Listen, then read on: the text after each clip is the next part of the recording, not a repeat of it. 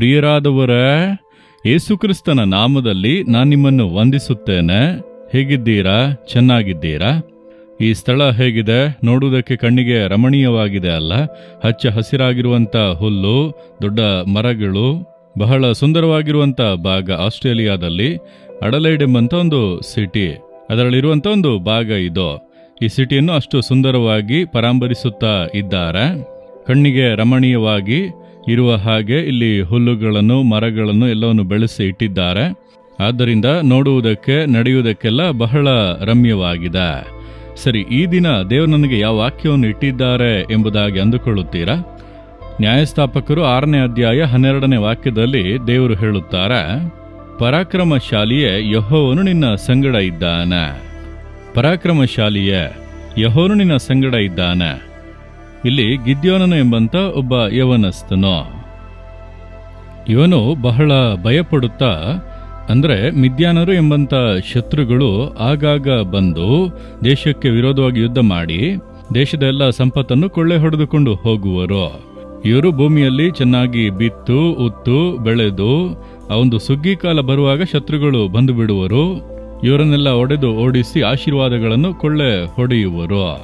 ಆದ್ದರಿಂದ ಇವರು ಕಷ್ಟಪಟ್ಟು ಬೆಳೆಗಳನ್ನು ಬೆಳೆಯುವಾಗ ಒಂದು ಭಯ, ಮಿದ್ಯಾನ್ಯರು ಬಂದು ಬಿಡುತ್ತಾರೇನೋ ಎಂಬುದಾಗಿ, ನಮ್ಮ ಭೂಮಿಯ ಬೆಳೆಗಳನ್ನೆಲ್ಲ ಕದ್ದುಕೊಂಡು ಹೋಗುವರೋ ಎಂಬುದಾಗಿ ಈ ಗಿದ್ಯೋನನು ಬಹಳ ಅವಸರದಿಂದ ಫಸಲನ್ನು ಕೊಯ್ದು ಗೋಧಿಯನ್ನು ಬಡಿಯುತ್ತಾ ಇದ್ದಾನೆ.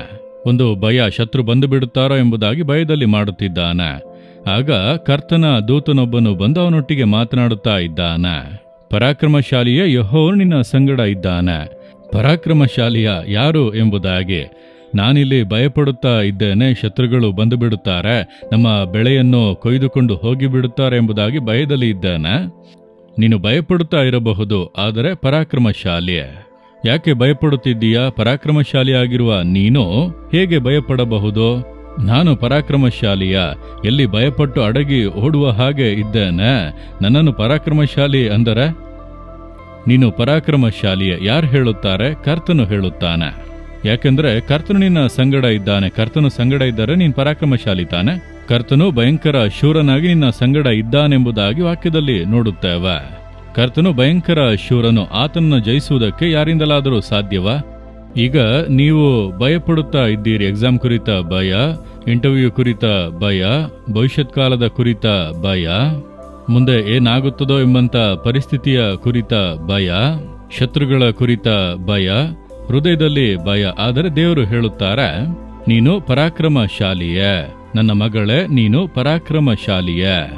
ಏನ್ ಹೇಳುತ್ತೀರಾ ದೇವರೇ? ನಾನು ಭಯಪಟ್ಟು ಬಾಳುತ್ತಿದ್ದೇನೆ. ಭಯ ಅದು ನಿನ್ನ ಬಲಹೀನತೆ, ಭಯ ನಿನ್ನ ಅಪನಂಬಿಕೆ. ದೇವರು ನಿನ್ನ ಸಂಗಡ ಇದ್ದಾರೆ, ನೀನು ಪರಾಕ್ರಮಶಾಲಿ ಎಂಬುದನ್ನು ನೀನು ನಂಬು. ನೀನು ನಂಬಿದರೆ ಸಾಕು, ಭಯ ಹೋಗುತ್ತದೆ. ನೀನು ಪರಾಕ್ರಮಶಾಲಿಯೇ. ಈಗ ನಾನು ಪರಾಕ್ರಮಶಾಲಿ ಎಂದು ಹೇಗೆ ಹೇಳಲು ಸಾಧ್ಯ ಎಂದು ಕೇಳಿದರೆ, ನಾನು ಬಲಹೀನತೆ ಉಳ್ಳವನು, ಕೊರತೆ ಉಳ್ಳವನು, ಭಯಪಡುವವನು ಅಂದರೆ ಕರ್ತನ ಸಂಗಡ ಇರುವುದರಿಂದ ಪರಾಕ್ರಮಶಾಲಿ ಅಷ್ಟೇ.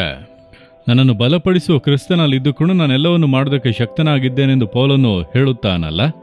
ನಾನು ಬಲಹೀನನೇ, ನನ್ನಿಂದ ಎಲ್ಲವನ್ನು ಮಾಡುವುದಕ್ಕೆ ಆಗದು. ಆದರೆ ನನ್ನನ್ನು ಬಲಪಡಿಸುವಂತ ಕ್ರಿಸ್ತನ ಮೂಲಕ ಎಲ್ಲವನ್ನು ಮಾಡುವುದಕ್ಕೆ ಸಾಧ್ಯ.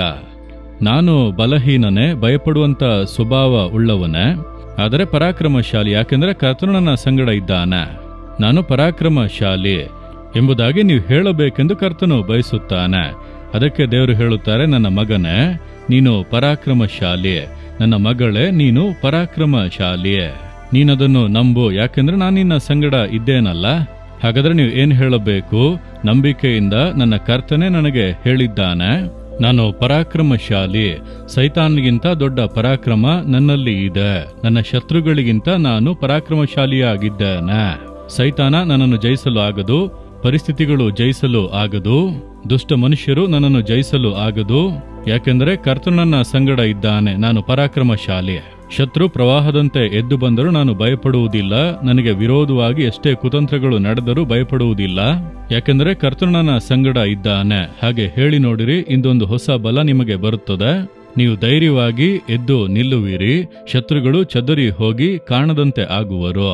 ಈ ಗಿದ್ಯೋನನನ್ನು ಇಟ್ಟುಕೊಂಡು ದೇವರು ಶತ್ರುಗಳನ್ನು ಚದರಿಸಿ ಜಯ ಕೊಟ್ಟರು. ನಿಮಗೂ ಜಯ ಕೊಡುವರು.